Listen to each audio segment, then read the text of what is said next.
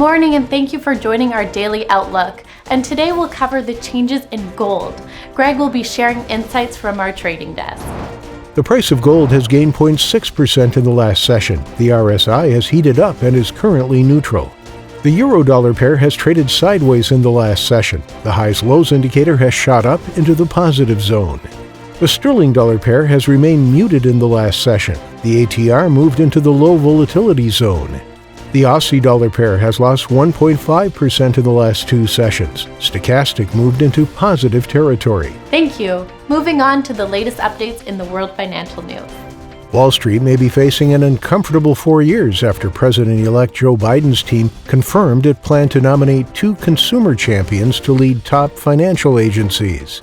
Stephen Harper, an economist and the former Prime Minister of Canada, said Bitcoin could see use as a reserve currency, but isn't going to supplant the U.S. dollar's international role.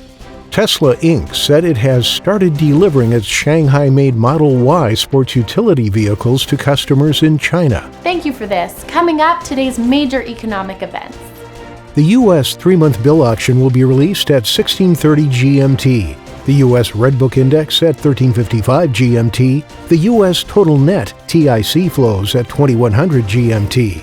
Germany's Harmonized Index of Consumer Prices will be released at 700 GMT. The Eurozone ZEW Survey Economic Sentiment at 1000 GMT. Germany's ZEW Survey Current Situation at 1000 GMT. We hope that you've enjoyed today's market outlook. On behalf of all of us here, we wish you a productive trading day.